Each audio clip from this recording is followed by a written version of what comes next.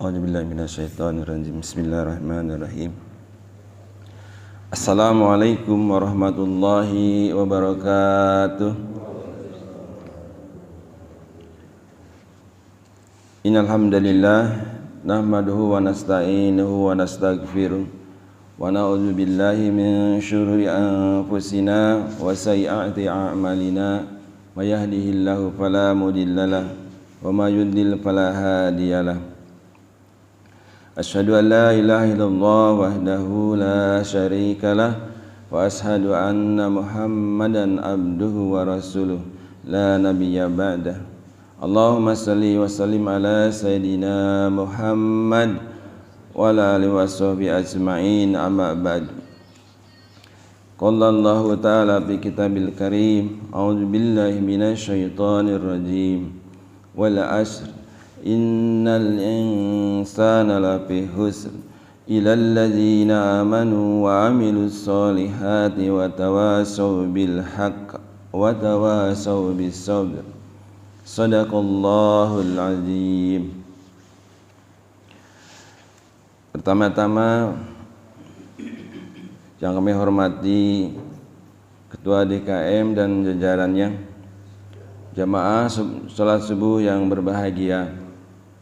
Puji syukur senantiasa kita panjatkan kepada Allah Subhanahu wa taala atas nikmat dan rahmatnya yang selalu Allah sampaikan atau berikan kepada kita. Alhamdulillah, sampai pada pagi hari ini kita masih diberikan nikmat sehat, nikmat kekuatan, nikmat iman untuk menjalankan kewajiban kita. Salah satunya adalah salat subuh berjamaah.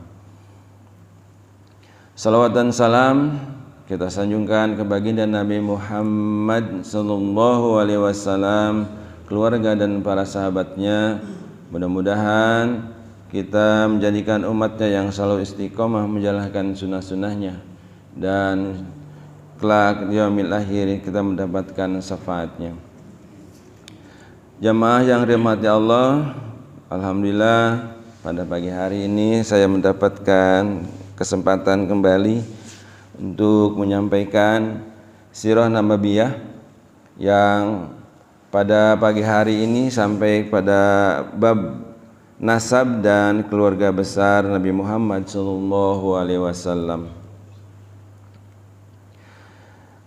Nasab beliau berdasarkan klasifikasi dari ahli sejarawan dan ahli nasab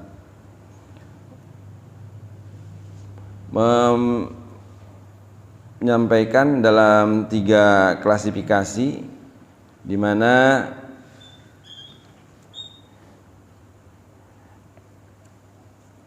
klasifikasi ini ada yang pertama mulai dari Nabi Muhammad sallallahu alaihi wasallam sampai ke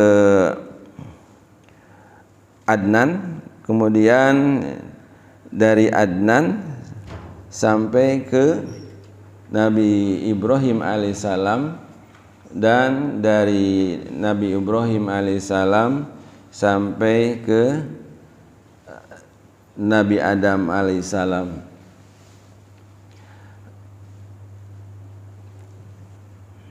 Dengan memahami nasab ini, mudah-mudahan kita lebih dapat mengenal terutama keluarga beliau, dan secara keseluruhan kita bisa mengetahui rangkaian keturunan dari sejak Nabi Adam kepada Nabi Muhammad alaihissalam, siapa-siapa saja, bagaimana perannya di dalam menjalankan kewajibannya kepada Allah Subhanahu wa taala.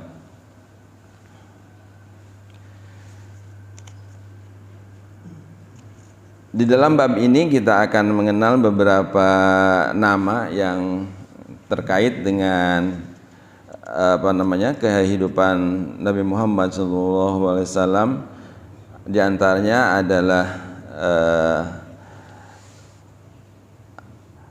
Abdul Manaf, kemudian Hashim dan Abdullah, Abdul Muttalib dan Abdullah.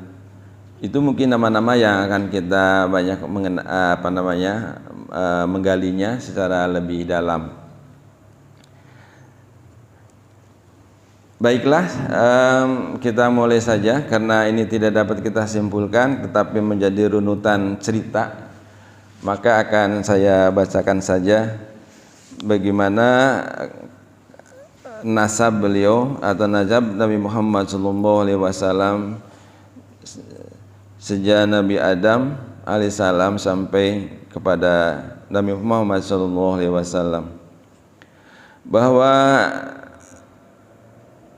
nasab Nabi Muhammad SAW bisa sampaikan menjadi 3 klasifikasi berdasarkan para ahli sejarah. Yang pertama adalah Nabi Muhammad SAW bin Abdullah bin Abdul Muttalib, atau nama aslinya adalah Saibah, bin Hashim, nama aslinya adalah Amr, bin Abdul Manab, nama aslinya adalah Murrah, bin Ka'ab, bin Lu'ay, bin Ghalib, bin Fikr. Dialah yang dijuluki sebagai Quraisy, yang kemudian suku ini dinisbatkan kepadanya. Bin Malik bin An-Nadr, nama aslinya adalah Qais atau Qais, bin Kinanah bin Huzaimah bin Mudrikah, nama aslinya adalah Amir, bin Ilyas bin Mudar bin Nizar bin Ma'ad, dan terakhir adalah Adnan. Itu adalah klasifikasi pertama, sehingga mungkin sampai Adnan pun kita udah cukup bagus lah mengenal nasab-nasab. Tapi kalau kita ingin lebih dalamnya lagi, lebih jauh lagi, alangkah baiknya kita sampai ke lebih kakek nenek dan buyutnya yang lebih tinggi. Kemudian klasifikasi yang kedua atau nasab di atas Adnan, yaitu dari Adnan bin Adad bin Al-Hamaisah bin Salaman bin As bin Buz bin Kimwal bin Ubay bin Awam bin Nasid bin Haza bin Bildas bin Yaddar bin Tabik bin Jahim bin Nahis bin Makih bin Idil bin Abqar bin Ubaid bin Adya bin Hamdan bin Sanbar bin Yatrib bin Yahzan bin Yahlan bin Arawi bin Idl bin Diyas bin Disan bin Aisar bin Afnal bin Ayham bin Muqasir bin Wahid bin Jahir bin Sumai bin Mizi bin Udbah bin Uram bin Qaidar bin Ismail bin Ibrahim alaihissalam. Itu adalah klasifikasi yang kedua. Kita mungkin udah lebih tinggi lagi. Nah, yang paling terakhir tertinggi adalah klasifikasi yang ketiga, adalah nasab di atas Nabi Ibrahim alaihissalam, di mana pertama adalah Nabi Ibrahim alaihissalam bin Tarih, nama aslinya Azar. Mungkin namanya bisa kita mengenal, kalau dalam hari-hari kita mengenalnya Azar, atau sebenarnya adalah Tarih. Bin Nahur bin Saru, ini bisa juga namanya Sarug. Bin Ra'u bin Falak bin Abir bin Salak bin Arfak Sa'ad bin Sam bin Nuh alaihissalam, bin Lamik bin Mutawassil bin Akhmuk. Ada yang mengatakan bahwa dia adalah Nabi Idris alaihissalam, bin Yad bin Mahlail bin Qainan bin Munas bin bin Anusah bin Said bin Sid bin Adam alaihissalam. Itu adalah nasab yang paling tinggi, dimana dengan nasab-nasab ini kita mengetahui siapa-siapa yang menjadi kakek nenek atau buyut Nabi Muhammad SAW, bahwa Allah sudah menggariskan bahwa kakek nenek buyutnya juga adalah hamba-hamba Allah yang dicintainya. Salah satunya adalah yang paling tinggi adalah Nabi Adam alaihissalam, bahwa kita ketahui Adam alaihissalam pertama Allah ciptakan, kemudian berada di surga, tapi dengan kehilapannya kemudian membuat kesalahan, akhirnya keluar dari surga, turun ke bumi menjadi khalifah dan banyak keturunannya. Dan kesalahan Nabi Adam alaihissalam Allah ampuni dengan seperti ketahui bahwa dengan melihat nama Muhammad yang beliau lihat, maka diampunilah segala kesalahan Nabi Adam alaihissalam. Keluarga Nabi Muhammad SAW atau Usrah bin Nabiyah atau Usrah an-Nabiyah atau keluarga besar Nabi Muhammad SAW lebih kenal dengan sebutan Al-Usrah Al-Hasimiyah. Ini dinisbatkan atau dinisbatkan kepada kakek beliau, yaitu Hasim bin Abdul Manab. Oleh karenanya kita sedikit akan menyinggung beberapa nama tadi. Salah satunya adalah Hasim bin Abdul Manab.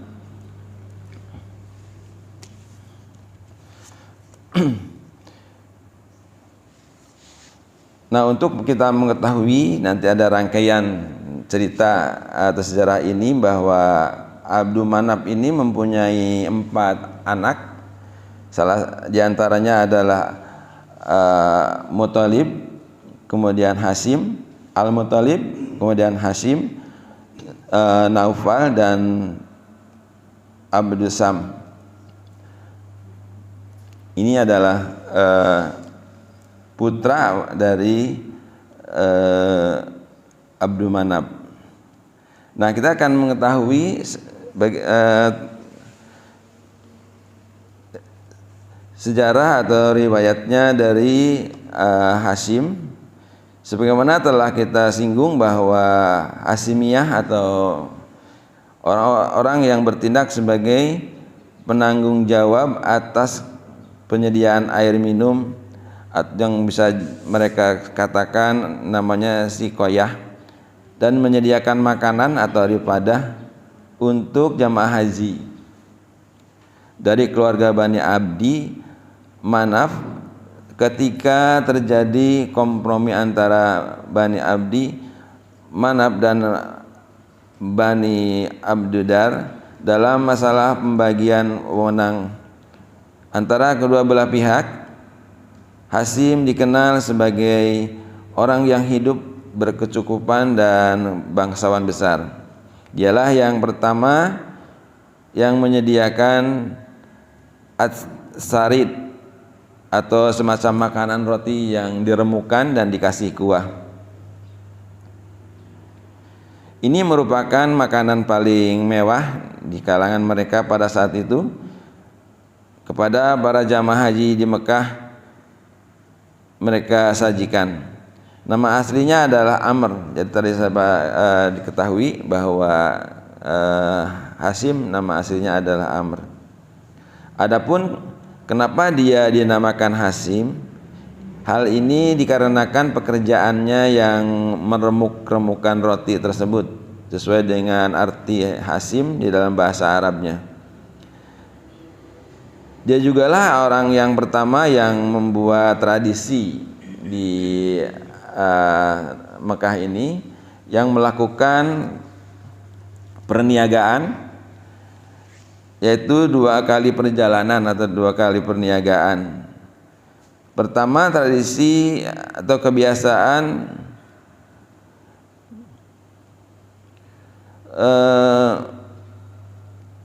tradisi perjalanan niaga bagi kaum Quraisy, yaitu rihlah asisita, perjalanan niaga di musim dingin ke wilayah Sam.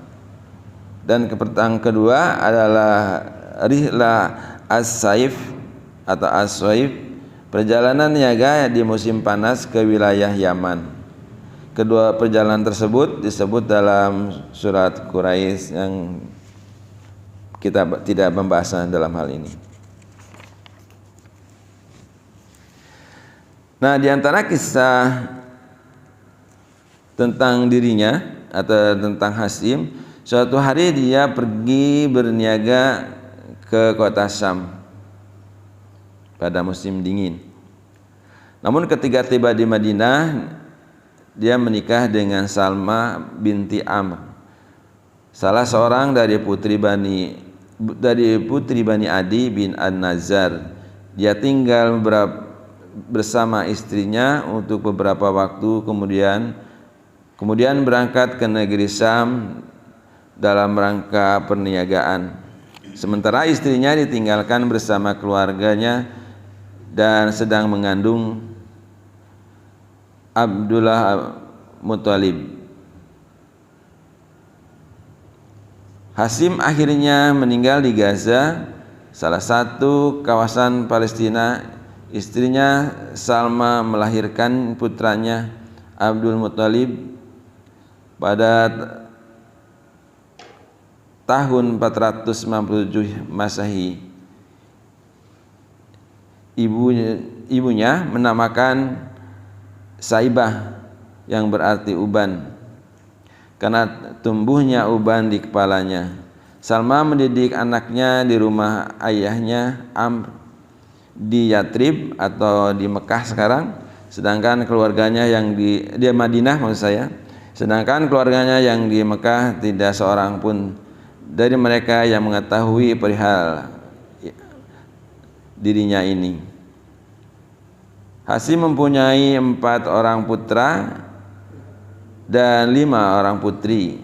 Keempat putranya tersebut adalah Asad, Abdul Saifi, Nadlah, dan Abdul Muthalib.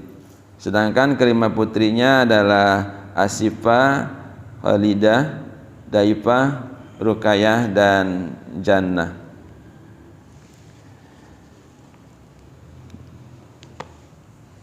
Jadi Hasim ini kebiasaan hari-hari dalam menjalankan perekonomiannya, yaitu dengan berdagang, di mana perdagangannya dilakukan dengan 2 musim. Mereka musim dingin pergi ke Syam dan musim panas pergi ke Yaman.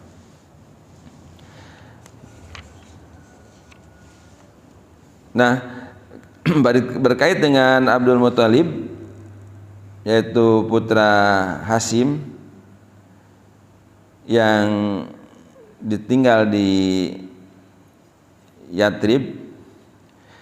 Dari pembahasan yang telah lalu, kita telah mengetahui bahwa tanggung jawab atas penanganan Sikoyah dan Rifadah Sepeninggal Hasyim diserahkan kepada saudaranya yang bernama Al-Muttalib.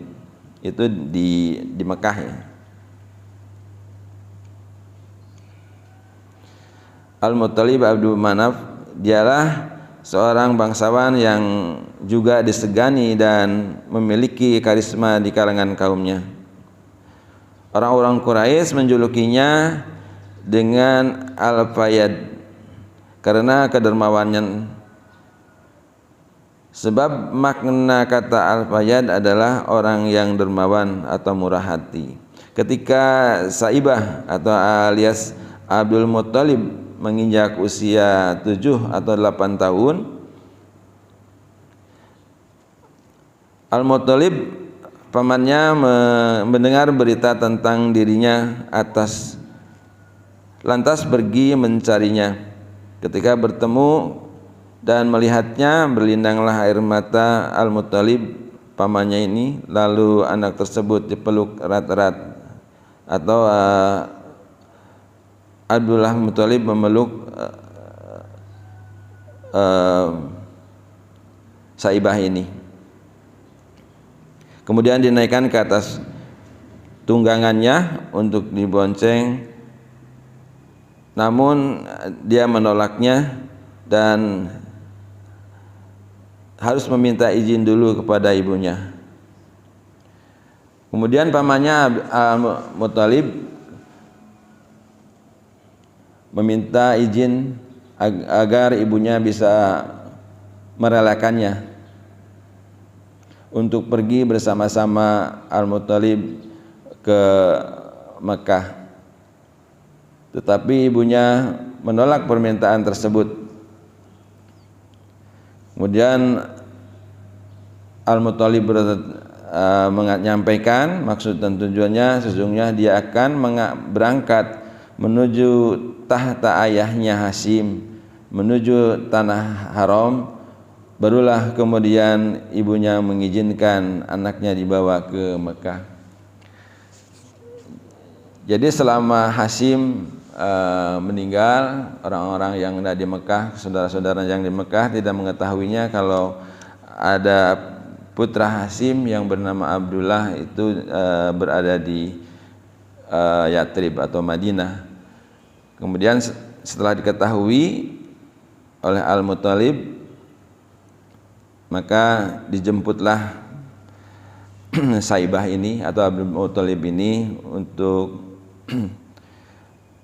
nanti satu saat besar, maka Saibah atau Abdul Muttalib ini bisa menjadikan atau bisa menggantikan kepemimpinan dari Hasyim ini. Al-Muttalib membawanya ke Mekah dengan menggoncengnya di atas unta. Melihat hal itu, orang-orang berteriak atau menyampaikan kata-kata, inilah Abdul Budak Muttalib. Maksudnya mereka mengira yang dibawa Al-Muttalib bukan keponakannya tetapi budak. Al-Muttalib memotong perkataannya sambil berkata, celakalah kalian, dia ini anak saudaraku Hasyim, Abdul Muttalib. Akhirnya tinggal bersama pamannya hingga tumbuh dan menginjak dewasa. Selanjutnya Al-Muttalib meninggal di Ramdan, sebuah kawasan di Yaman, dan kekuasaannya kemudian beralih kepada keponakannya itu, yaitu Abdul Muttalib. Dia menggariskan kebijakan terhadap kaumnya persis seperti yang digariskan oleh kakek neneknya atau kakek moyangnya terdahulu, akan tetapi dia mendapatkan kedudukan dan martabat di hati kaumnya yang belum pernah dicapai oleh para leluhurnya terdahulu. Dia dicintai dan oleh mereka dan wibawanya di hati mereka semakin besar. Seperti biasa kalau di Arab itu bahwa tidak pernah berhenti sesuatu perebutan kekuasaan, perebutan jabatan, manakala merasa memiliki kemampuan. Kalau keberanian sudah pasti orang mereka itu bahwa mereka berani pantang surut untuk berperang. Maka ketika Al-Muttalib atau paman dari Saibah ini atau paman dari Abdul Muttalib, jadi mirip-mirip ya namanya ya. Jadi Al-Muttalib dan Abdul Muttalib. Al-Muttalib adalah pamannya, saudaranya Hashim, tapi Abdul Muttalib adalah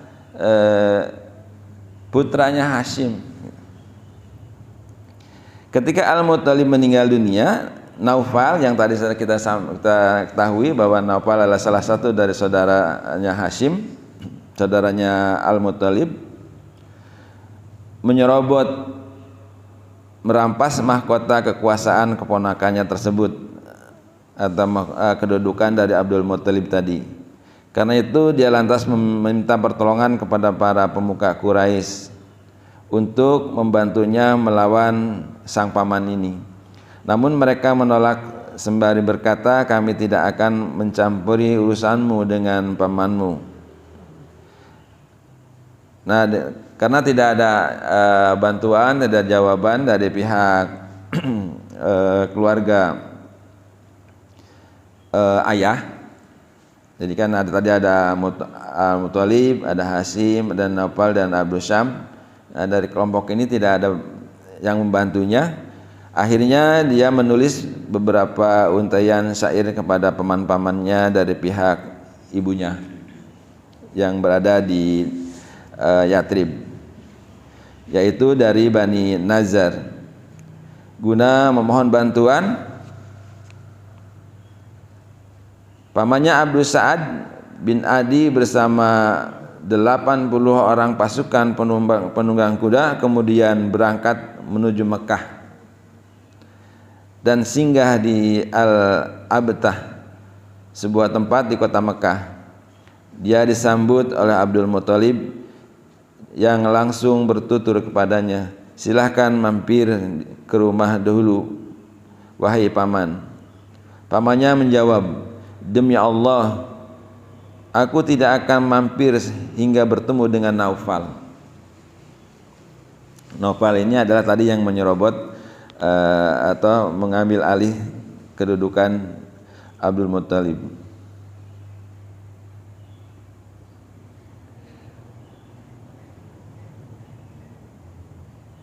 Aku tidak akan mampir hingga bertemu dengan Naufal. Lantas dia mendatanginya dan mencegatnya, yang ketika itu Naufal sedang duduk-duduk di dekat Hijr Ismail bersama para sesepuh Quraisy. Abu Sa'ad langsung menghunus pedangnya seraya mengancam, demi Rabb rumah ini atau Ka'bah, jika engkau tidak mengembalikan kekuasaan keponakanku, maka aku akan menancapkan pedang ini ke tubuhmu. Jadi begitu ya kalau orang-orang Arab itu. Jadi emang keberanian yang pantang surut, dan memang waktu itu adalah senjatanya pedang. Pedang adalah bagian dari yang selalu dekat di jiwanya. Tidak takut mati untuk membela keluarganya. Kemudian Naufal berkata kepada Sa'ad, aku serahkan kembali kepadanya. Ucapan ini disaksikan oleh para sesepuh Quraisy tersebut. Kemudian barulah dia mampir ke rumah Abdul Muttalib dan tinggal di sana selama 3 hari. Selama di sana dia melakukan umrah ala kaum Quraisy zaman dulu sebelum kedatangan Islam, kemudian pulang ke Madinah kembali. Menyikapi kejadian yang dialami tersebut, Naufal akhirnya bersekutu dengan Bani Abdi Syam, maksudnya dengan kakaknya dengan saudaranya yang satu ya adalah Abu Sam bin Abdi Manaf untuk menandingi Bani Hashim. Suku Khuza'ah tergerak juga untuk membela Abdul Muthalib. Setelah melihat pembelaan yang diberikan oleh Bani Nazar terhadapnya, mereka berkata kepada Bani An-Nazar, kami juga melahirkan, maksudnya masih keturunan dari Bani Nazar seperti kalian, namun kami justru lebih berhak untuk membelanya. Hal ini lantaran ibu dari Abdi Manaf ini berasal dari salah satu keturunan mereka.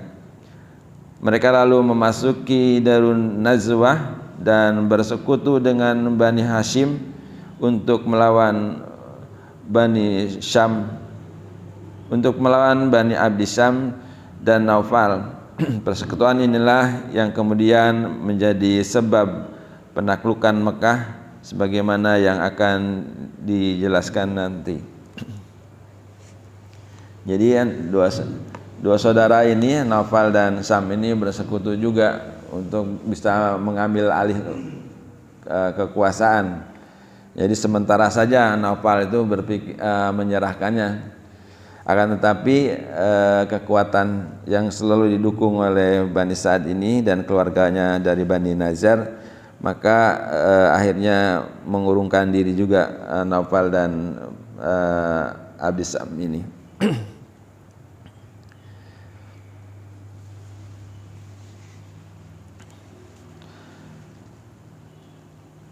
Di dalam cerita ini atau riwayat ini ada dua momentum besar yang terjadi bagi Abdul Muthalib berkaitan dengan Baitullah.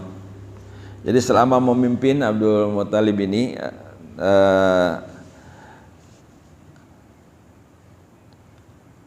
ada dua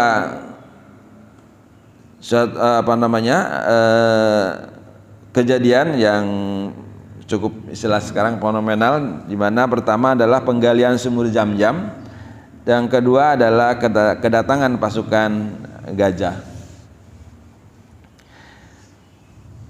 Momentum pertama, Abdul Muthalib bermimpi dirinya diperintahkan untuk menggali Zam-Zam dan dijelaskan kepadanya di mana letaknya, lantas dia melakukan penggalian sesuai dengan petunjuk dalam mimpinya tersebut dan menemukan di dalamnya benda-benda terpendam yang dahulu sempat dikubur oleh suku Jurhum ketika mereka akan keluar meninggalkan Mekah.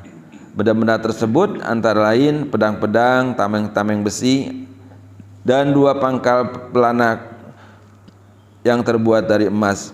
Kemudian Abdul Muthalib meleburnya pedang-pedang tersebut atau tameng-tameng menjadi pintu Ka'bah, sedangkan dua pangkal pelana yang terbuat dari emas menjadikan lempengan-lempengan emas yang ditempelkan di dalam pintu Ka'bah. Nah, jadi kalau kita ketahui sekarang ternyata pintu Ka'bahnya terbuat dari itu, aslinya itu, dan mungkin sampai sekarang ya seperti itu. Ketika sumur Zam-Zam mulai kelihatan, orang-orang Quraisy mempermasalahkannya. Mereka berkata kepadanya, izinkan kami bergabung di. Kemudian Abdul Muthalib menjawab, aku tidak akan melakukannya sebab ini merupakan suatu yang khusus yang diberikan kepadaku. Mereka tidak tinggal diam begitu saja hingga akhirnya mereka menggelar permasalahan ini ke sidang pengadilan yang dipimpin oleh seorang dukun wanita dari Bani Sa'ad di pinggiran negeri Syam. Namun di dalam perjalanannya waktu mereka berangkat ke Syam itu, pinggiran Syam itu, dengan berbekal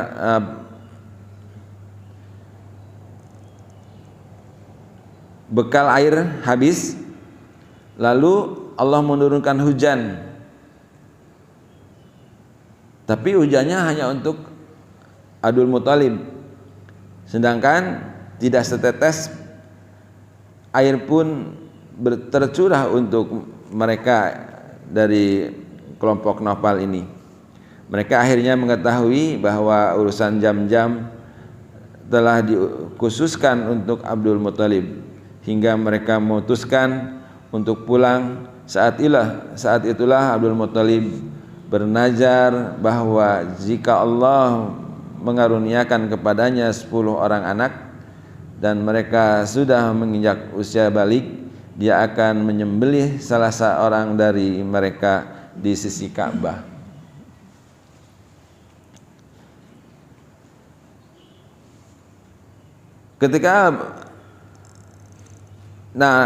Momentum kedua, jadi mungkin ini kita tunda dulu ya, yang cerita mengorbankan salah satu anaknya ini. Kemudian di momentum yang kedua, ketika Abrahah As-Sabbah Al-Habasi, wakil umum dari Najasyi atas negeri Yaman, melihat orang-orang Arab melakukan haji ke Ka'bah. Dia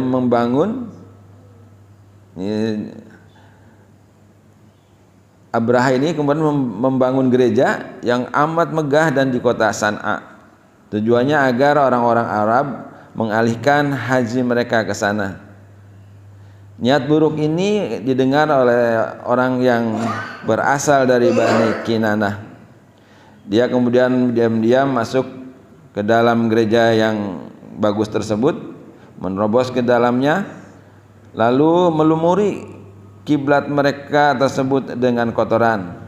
Tatkala mengetahui pelecehan ini, meledaklah amarah Abraha dan serta-merta mengerahkan pasukan besar dengan berkekuatan 60.000 personil menuju Ka'bah untuk meluluh lantahkannya. Dia juga memilih gajah paling besar sebagai tunggangannya. Dalam pasukan tersebut terdapat 9 atau 13 ekor gajah yang lain, hingga meneruskan perjalanan hingga sampai ke suatu tempat bersama Al-Muhamnas.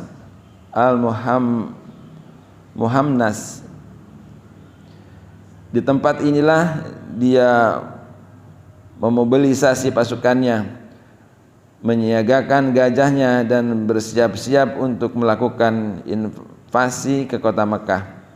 Akan tetapi baru saja mereka sampai ke Wadi Muhasir yang terletak antara Musdalifah dan Mina, tiba-tiba gajahnya berhenti dan duduk.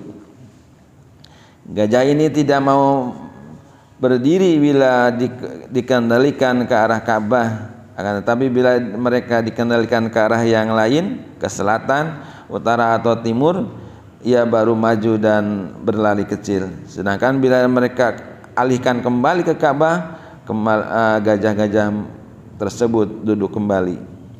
Manakala mereka mengalami kondisi semacam itu, Allah mengirimkan atas mereka burung-burung yang berbondong-bondong sembari melempari mereka dengan batu-batu dari tanah yang terbakar. Lalu Allah menjadikan mereka seperti daun-daun yang daun-daun ulat. Burung-burung tersebut semisal katatib atau burung layang-layang dan balasan atau burung jalak. Setiap burung memiliki 3 butir batu, yang satu di paruhnya dan yang 2 di kakinya. Kerikil-kerikil tersebut tidak lain dilemparkan batu tersebut mengenai seseorang, melainkan akan menjadikan anggota-anggota badannya hancur berkeping-keping dan binasa. Tidak semua dari mereka terkena lemparan tersebut. Ada yang dapat keluar melarikan diri, tetapi mereka saling berdesakan satu sama lainnya hingga banyak yang jatuh di jalanan lantas mereka binasa, terkapar di setiap tempat. Sedangkan Abraha sendiri, Allah mengirimkan kepadanya satu penyakit yang membuat sendi-sendi jemari tangannya tanggal dan berjatuhan satu persatu. Sebelum sampai ke San'a, dia tak ubahnya seperti seekor anak burung yang dadanya terbelah hingga jantungnya terlihat, untuk kemudian dia roboh tak bernyawa. Nah, itu mungkin yang dapat disampaikan pada hari ini, pagi ini, bahwa pada saat Abdul Muttalib berkuasa di Mekah, maka ada dua hal yang penting. Satu adalah penggalian sumur Jam-Jam yang diketahui ada peninggalan orang-orang Jumhur dan kemudian Jurhum, dan kemudian menempahnya menjadi pintu Ka'bah, dan pintu Ka'bahnya yang salah satu ada emas dari pelana itu dan ditempelkan di dalam pintu. Dan yang paling fenomenal juga yaitu Abraha dengan pasukan gajahnya menyerbu Ka'bah namun tidak berhasil seperti ketahui barusan. Itu saja, barangkali mungkin bisa didiskusikan, yang lain ditambahkan, mungkin apa yang saya sampaikan masih bisa dilengkapi. Silakan Bapak-bapak.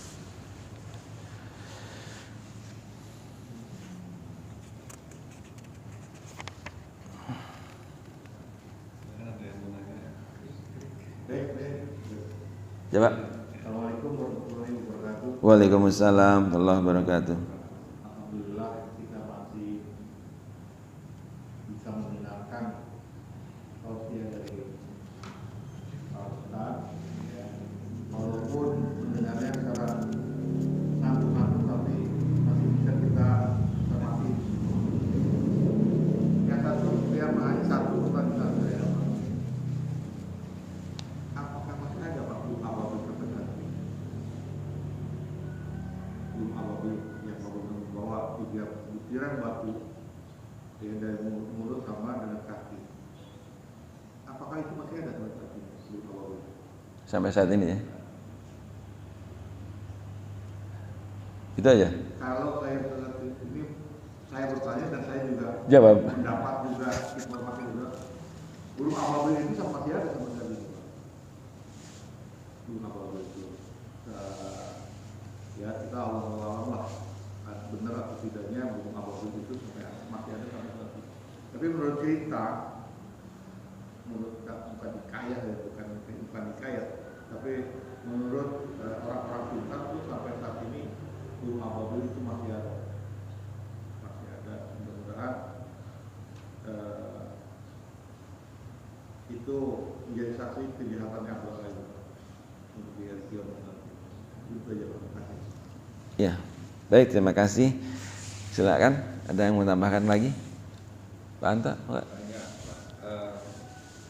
Berarti sumur Zam-Zam itu pernah nggak ada, pernah terkubur. Ya, terus ditemukan oleh Abdul Muttalib. Kalau nggak salah. Ya, Abdul Muttalib yang itu begitu dia nemu itu apa ya, jadi apa ya istilahnya, kalau biasanya nemu jadi penguasa lah kata begitu. Apa dia dapatkan kekuasaannya juga dari karena menguasai sumur itu bagaimana? Karena tadi kan pertama nemu sumur, ya kan, sumur begitu jadi perebutan kan di antara beberapa bani di situ kan, gitu ya. Nah itu kan kebetulan kan kayaknya Rasulullah yang nemuin tuh. Nah itu apakah karena dia megang itu juga sehingga tambah dihormatin gitu? Itu apa ada aturannya sendiri atau maksudnya siapa yang nemu dia nguasain gitu? Apa gitu? Siapa dulu gitu? sumber jam itu ya. Ya kalau tidak salah di sana pernah badai ya, Pak ya. ada badai ya Pak Rahmat ya di Mekah itu ya, sehingga sumber Zam-Zam itu terkubur gitu kan. Kalau yang saya tahu itu memang lagi nyari sumber air terus ketemu. Jadi Kalau ketemu kan biasanya jadi rebutan. ya itu salah satunya. Jadi tadi bahwa ketika Abdul Muthalib menemukannya, gitu kan, menemukannya dan digalinya karena memang berdasarkan mimpi tadi ya, dapat informasi seperti itu, menggalinya, ya dari mimpi itu, galilah di sana, gitu kan. Pas memang lagi nyari sumber air kan, waktu saat itu kebetulan Begitu dapat rebutan juga gitu, bahwa yang tadi dari Bani dari keluarga juga mau gitu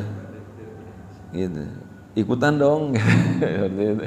Jangan kamu aja yang nguasain gitu kan. Nah, akhirnya rebutan, akhirnya sampailah ke satu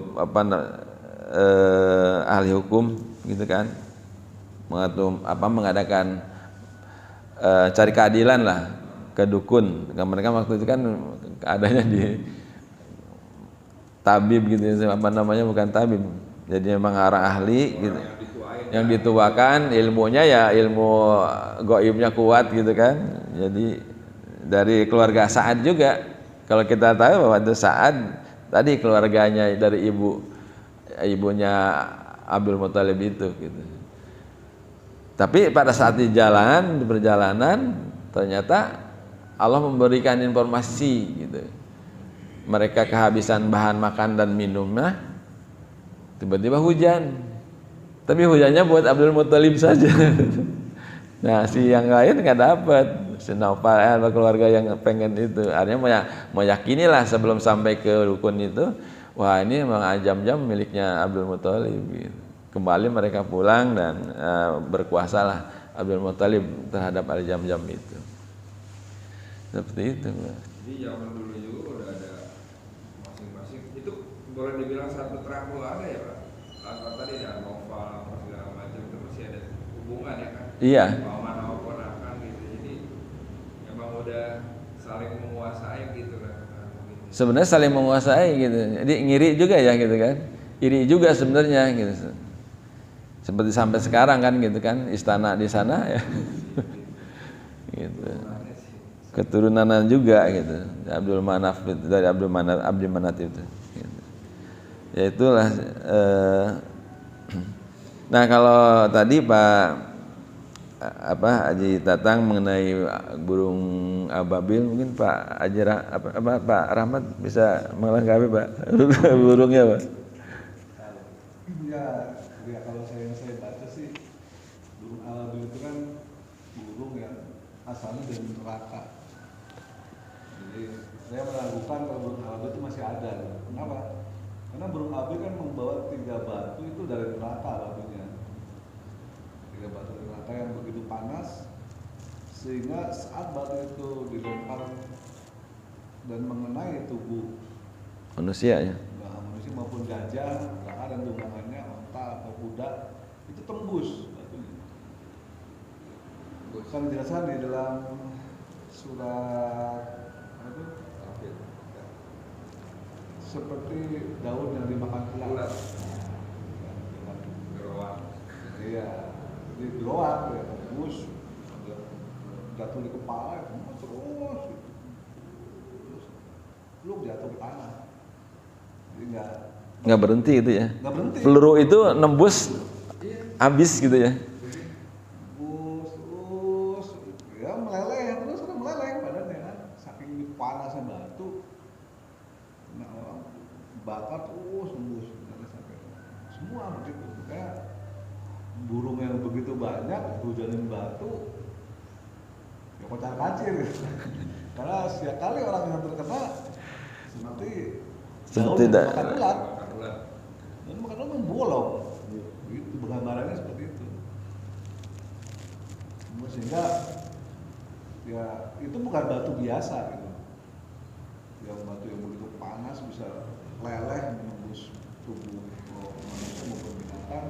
Sementara dia sendiri nggak kebakar ya. Sementara dia sendiri nggak kebakar gitu kan. Padahal dia bawa 3 batu di kakinya kan. Iya, 2 kaki di dua kaki dan 1 paru. Ya, 2 kaki dan 1 paru, 3 batu yang begitu panasnya yang kalau kena itu nembus, tapi burungnya sendiri Nggak apa-apa. Ya, itu adalah salah satu yang mukjizat yang Allah tampakkan kepada manusia saat itu, bahwa seberapapun hebatnya manusia dengan pasukan gajah yang begitu besar, dengan persenjataan lengkap 60.000 orang, gitu kan? Iya. Mau pakai burung aja, simpel. Allah nggak susah, kirim aja burung itu, udah kacir semua. Gitu. Tapi ya bukan burung sembarang burung kan gitu. Nggak bisa dipanah tuh burung ya. Nggak bisa gimana. Saya pernah lihat satu film Pak yang menggambarkan. Iya, itu ada filmnya tuh. Jadi dia itu kayak laut, kayak tawon, saking banyaknya tuh. Kayak Makanya membentuk burungnya awan langit sendiri. ini gelap. Orang Kayak- burung banyak kan, puluhan ribu juga burungnya. Kayak membentuk awan sendiri gitu, jadi tong. Dia Orang-orang visualisasi. Mekah pada ngeliat. Visualisasi gitu ya. Wah ini nih. Gitu. Nah, Orang Mekah pada ngeliat kan. Wah ini mereka langsung menyingkir. Langsung ngumpet ke batu-batu gitu kan Ya. gitu. Karena dia tahu ini akan terjadi pertempuran yang di luar Kemampuan manusia mereka ya. untuk ikut gitu. Mereka langsung menyingkir, takut terkena juga pertempuran tersebut. Kayak lucu tuh waktu si Abdul Muthalib menemuin si Abraha, dia tidak mengkhawatirkan Ka'bahnya, dia malah minta mana kambing saya, mana onta saya. yang dirampas. Yang gitu. Lu jauh-jauh ke sini lu mau minta onta doang, emang lu nggak khawatir Ka'bah diruntuhin? Itu ada yang pemiliknya, apa itu yang khawatir? Mas siapa pemiliknya? Nah, saya bukan mau ngambil onta saya doang sama kambing. Gitu, itu menyingkir semua. Oh, burungnya datang. Apa ini? Itu burung tawaf dulu. Dari Ka'bah. Muter itu ya. Itu baru dia bus. Di batas kotanya. Di batas kota. Batas kota, iya. Kota Mekah itu. Iya. Baru sampai wadi kan. Iya, di batas kotanya. Kalau mungkin sekarang mikot kali. Iya, jadi jadikan cerita nantinya gitu. Itu benar-benar itu gajah yang paling besar itu Pak. Jadi di antara gajah-gajah itu yang paling besar banget, namanya lupa saya pernah diceritain juga itu. Kayak gitu Pak, duduk diam gitu. Tapi begitu diarahin ke luar kota Mekah dia jalan. Iya. Itu dibalikin lagi. Dia tahu. Gitu lagi. Nggak berani dia, tahu. Udah mau basah kan. Daripada gue kena timpuk katanya. Dia bisa melihat apa yang di depannya itu. Malaikat itu menjagain. Sudah berbaju jubah putih semua ya. Kita nggak tahu, subhanallah. Jadi gajah itu nggak mati berarti ya? Yang mati Mati semua. Mati semua, Pak. Gajahnya kan nggak salah. Jadi gajahnya kan Mau salah enggak? nggak maksudnya Nambah. dia nggak mau ke sana. Ketika diarahkan ke Ka'bah, gajah itu nggak jalan. Begitu diarahkan ke tempat lain, berarti gajah ini sebenarnya sudah. Udah Pak.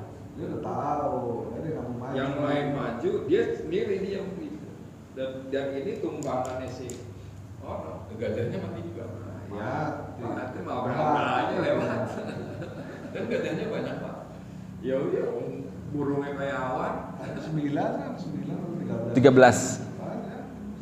13 yang besar-besar. 60.000. Lah burungnya juga lebih banyak dari itu. Burungnya jutaan. Nah, 60.000. Sampai- Setiap burung bawa batu 3. Tapi kali ini aja udah hujan batu bener-bener itu. Dan setiap batu udah kena nembus. Bingung gimana?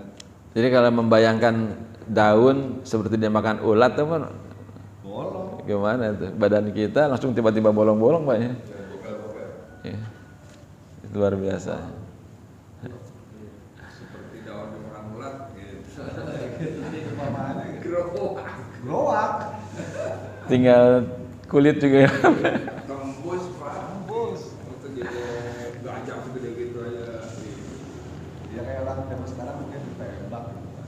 Iya. Iya. Tembak kan tembus tuh. Ya. Peluru otomatis Pak ya. Terus gitu. Oke. karena udah masuk suruk. Itu yang dapat kami sampaikan pada pagi hari ini. Mudah-mudahan menjadi pengetahuan tambahan pengetahuan buat kita, dan mudah-mudahan juga menjadikan makna-maknanya menjadikan suatu kebaikan, bahwa intinya keburukan pasti kalah oleh kebaikan, dan Allah selalu melihat bahwa Allah akan menolong setiap kebaikan yang diberi, yang dilakukan oleh umatnya. Demikian yang kami sampaikan pada pagi hari ini. Yang baik dari Allah Subhanahu wa taala, salahnya dari saya, mohon ampun kepada Allah dan mohon maaf kepada seluruh jamaah. Kita tutup pengajian kita dengan doa kafaratul majelis. Subhanallah wa bihamdika, asyhadu an la ilaha illa anta, astaghfiruka wa atubu ilaik. Billahi taufiq wal hidayah. Assalamualaikum warahmatullahi wabarakatuh.